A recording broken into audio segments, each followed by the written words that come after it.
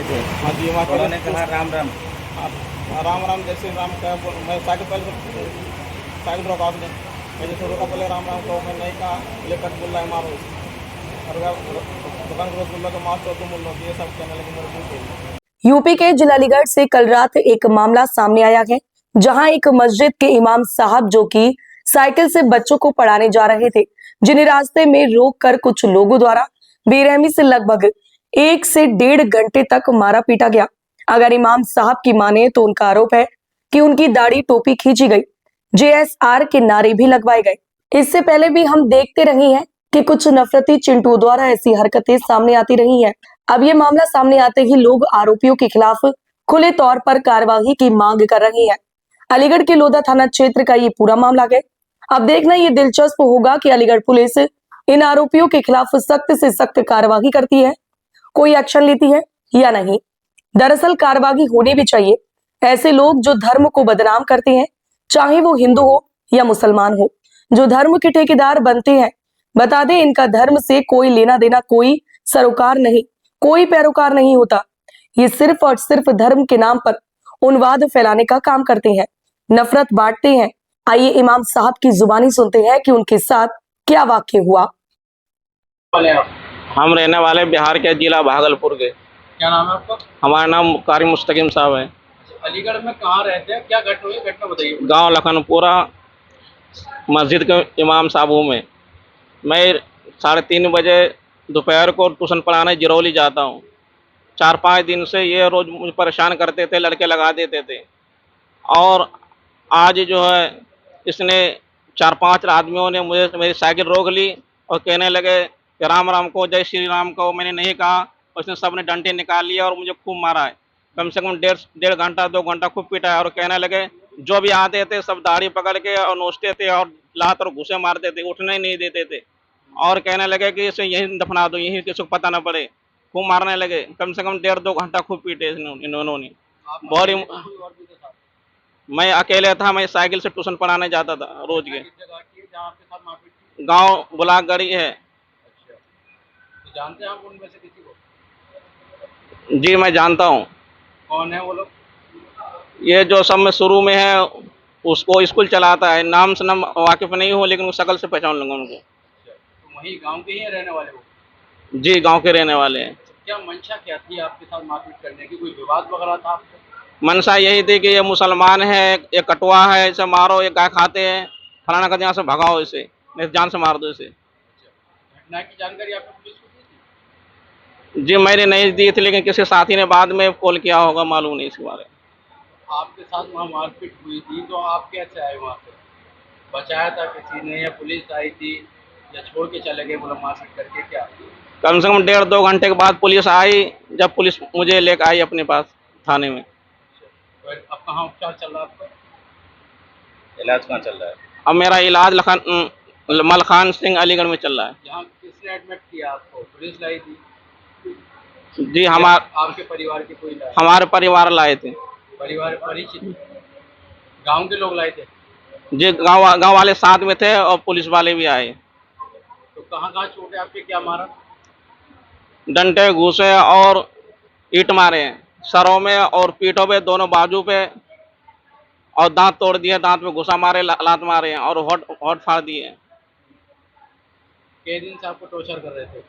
कम से कम महीनों भर से कर रहे थे, लेकिन 4-5 दिन से ज्यादा कर रहे थे। इस बात को लेकर के ये इसी बात के कि जय श्री राम के जवाब नहीं देते, राम राम नहीं कहता, इसको मारो। आपने शिकायत करी है पुलिस से? तहरीर वगैरह दिए नहीं? इससे पहले नहीं दी थी। आप तहरीर दिए इस मामले में? हाँ, मैंने इसीलिए नहीं दिया था कि आगे ये मामला ना जाए, माहौल खराब ना हो। मैं अपने सीधे निकल जाता था, मुझे मालूम नहीं था कि आगे चल के ये घटना होगी। मेरा नाम राजा भैया है और ये थाना लोधा क्षेत्र का गांव भगवानपुरी का एक मामला है। एक मस्जिद के इमाम को मुसलमान होने के नाम पे मारा पीटा गया है। दाढ़ी को देख करके और उसके लिबास को देख करके पहचान करके मारा है। उससे पहले जय श्री राम के नारे लगवाने का पूरा प्रयास किया गया। इमाम साहब ने मना किया तो उनके साथ जो है मॉब लिंचिंग करने का प्रयास किया गया है। थाना लोधा क्षेत्र की जो पुलिस है उसने मामले को मैनेज करने के लिए तहरीर अपने आधार पर लिखवाई है, जबकि पीड़ित परिवार ने, अभी आपने देखा होगा किस तरीके का उन्होंने कहा कि हमें जो है धार्मिक पहचान के नाम पर मारा पीटा गया। आए दिन कानून व्यवस्था जिस तरीके से जिला अलीगढ़ की हो रही है, उसके साथ साथ पूरे प्रदेश में कानून व्यवस्था का ये हाल है कि एक कोई भी आदमी निकल करके जाता है और आतंक लोगों की भीड़ आती है और किसी को भी जो है मार पिटाई करके जिंदा मार देते हैं। पिछले दिनों में अलीगढ़ में 3 महीने के अंदर चौथी घटना ये हुई है, लेकिन किसी भी आरोपियों पर सख्त कार्रवाई नहीं हुई है। अलीगढ़ की पूरी के पूरी कानून व्यवस्था यहाँ का पुलिस प्रशासन चलाना में विफल रहा है। अगर कानून का डर लोगों में होगा तो इस तरह की घटनाओं पर रोक लगेगी, लेकिन कोई भी डर लोगों के अंदर कानून व्यवस्था का नहीं है। आए दिन धर्म के नाम पर मार पिटाई, बदतमीजी और प्रताड़ना दिन ब दिन देखी जा रही है। आज यही घटना एक इमाम के साथ हुई है, जो कि इमाम एक मिल्लत का लीडर होता है, कौम का लीडर होता है, उसके साथ जिस तरीके की बर्बरता की गई, इसको बर्दाश्त नहीं किया जाएगा। कल कप्तान साहब के यहाँ पे एक डेलीगेशन तमाम विपक्षी दलों का जाएगा, वो इस मामले में मुलाकात करेंगे और कहेंगे कि आप जिस तरीके से बर्बरता हो रही है, आतंकवादी की घटना जिस तरीके से ये कर रहे हैं लोग, इन पर लगाम लगाई जाए, अन्यथा एक बड़ा आंदोलन सर्व समाज के तरफ से और विपक्षी दलों का कप्तान ऑफिस में करने का काम करेंगे। देखिए 10 से 15 लोग थे, 7-8 लोगों का नामजद इन्होंने किया है एफआईआर में, और सर पूरी तरीके से फाड़ दिया है, पूरा चेहरा लहूलुहान है, कपड़ों पर ब्लड आप देख सकते हैं। जिस तरीके से बर्बरता उनके साथ हुई है, मुझे लगता है धारदार हथियार का प्रयोग किया गया है। उनको मारने की पूरी प्लानिंग थी, वो तो ईश्वर ने उनकी उम्र लंबी रखी थी इसलिए बच गए, वरना उनका प्लान था कि इनको जान से मार दिया जाए। कहाँ पर आए थे आप? देखिए ये लोधा थाना क्षेत्र का एक मामला है। मस्जिद के इमाम साहब जो भगवानपुर मस्जिद में रहते हैं, वो बच्चों को पढ़ाने के लिए जा रहे थे। उनके साथ पिछले कई दिनों से कुछ लोग रास्ता रोककर बदतमीजियां कर रहे थे। उन्होंने इसकी शिकायत भी की थी, और आज उन्हीं असामाजिक तत्वों ने, गुंडों ने इमाम साहब के साथ मारपीट की, और जिस बर्बरता के साथ उनके साथ मारपीट की है, उनको पहचान कर उनकी टोपी और दाढ़ी के साथ बदतमीजी की है, इसको कतई बर्दाश्त नहीं किया जाएगा। अभी पुलिस प्रशासन से बात हुई है, मुकदमा कायम कराया जा रहा है। अगर इस पर पुलिस सख्त कार्रवाई नहीं करती है तो वरिष्ठ अधिकारियों से मिलकर सख्त कार्रवाई कराई जाएगी। जिस तरह से दाढ़ी टोपी देखकर मारा गया है, उसको हम लोग बर्दाश्त नहीं कर सकते। इमाम हमारे रहबर हैं, अगर उनके साथ ये सलूक होगा तो अलीगढ़ का हर अमन पसंद इंसान अपने रहबर के पीछे खड़ा नजर आएगा, और उनका अपमान किसी कीमत पर बर्दाश्त नहीं किया जाएगा। जैसे कि बताया जा रहा है कि रमेश तो पिछले 1 महीने से इनको परेशान कराया जा रहा था। पिछले 1 महीने से परेशान करने की जानकारी दी है, मुझे भी अभी बताया, लेकिन आज जो मारपीट हुई उसके बारे में आज ही पता चला। अगर मुझे ये पता होता 1 महीने से इनके साथ बदतमीजी हो रही है या इनको कोई परेशान कर रहा है, तो मैं वहीं मस्जिद चला जाता, और इमाम साहब के साथ बदतमीजी करने वालों को मैं किसी भी कीमत पर माफ़ करने वाला नहीं हूँ। मैं इमाम साहब के साथ खड़ा हूँ। इमाम साहब जो कार्रवाई चाहते हैं, मैं उनके साथ खड़े होकर उनकी मदद करने का काम करूँगा। जैसे लगातार घटना हो रही है, सामने आरोप लगाकर विवादित उनसे नारे लगवाए जा रहे थे, लेकिन अब पुलिस कह रही है कि ये 2 पक्षीय मामला है, क्या कहेंगे? कोई 2 पक्षीय मामला नहीं है। ये भीड़ तंत्र स्वयं तय कर लेता है, और भीड़ अपने आप कहानी बना लेती है। पहले दाढ़ी टोपी देखकर मारपीट करो, उसके बाद स्क्रिप्ट लिख लो, और जो चाहो वो बता दो। लीपा पोती कतई बर्दाश्त नहीं की जाएगी। इमाम के साथ बदतमीजी हुई है, हम सब लोग इमाम के साथ खड़े हैं, उनको इंसाफ दिलाकर रहेंगे। लगातार घटनाएं इस तरीके की सामने आ रही है, किसकी लापरवाही कहेंगे? कहीं ना कहीं अगर इन पर सख्त कार्रवाई हो जाती, पुलिस प्रशासन सख्त कार्रवाई कर देता, तो किसी की हिम्मत नहीं थी जो बदतमीजी कर पाता। लापरवाही पुलिस की है, जिम्मेदारी पुलिस की है, और पुलिस ही कार्रवाई कर कर अपना इकबाल बुलंद करने का काम करती है। आज ही चार्ज संभाला और उनके आज का बयान था कि अब इस तरीके की जो भी अपराध हो रहे हुए उन पर लगाम कसी जाएगी, क्या अपेक्षा रखेंगे? अब आप ही तो बता रहे, आज ही चार्ज लिया है। अगर इस पर कार्रवाई नहीं होती है, कल का दिन है पुलिस के पास, पुलिस उनको अरेस्ट करे।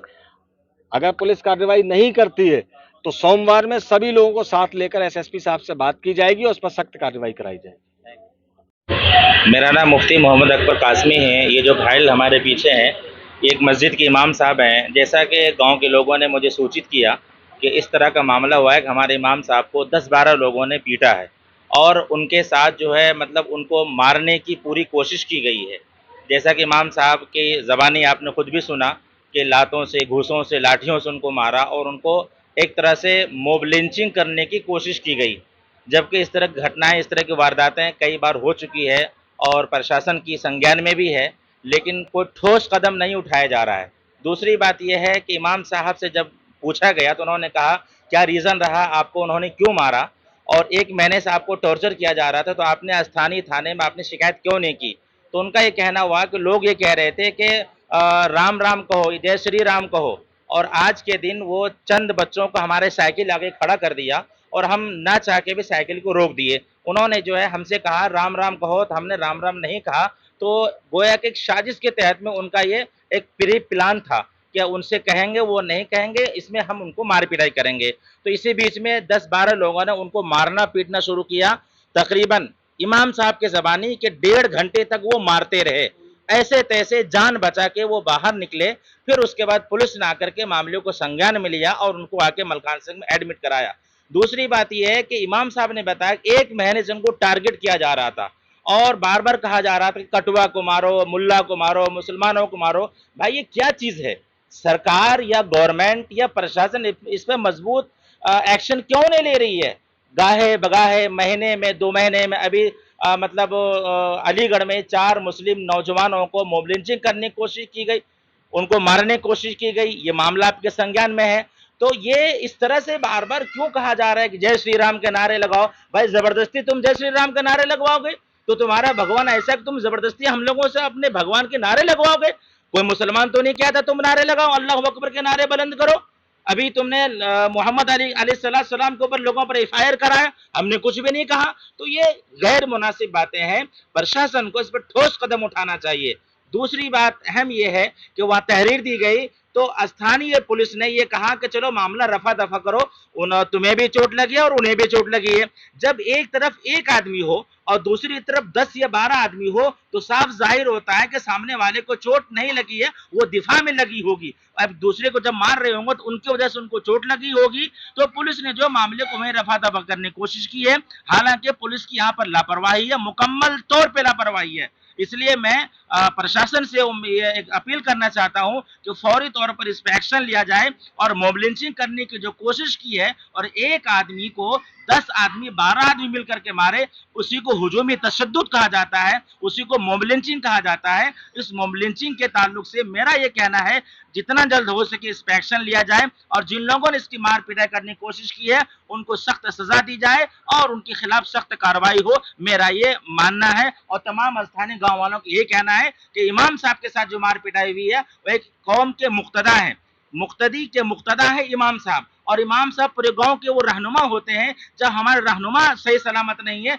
तो हमारा क्या वजूद है? इसलिए इमाम साहब की हिफाजत हमारी हिफाजत है। इसलिए प्रशासन से तमाम गांव वालों को कहना है जितना जल्द हो सके उस पर एक्शन लिया जाए। इनका इलाज मलखान सिंह में चल रहा है।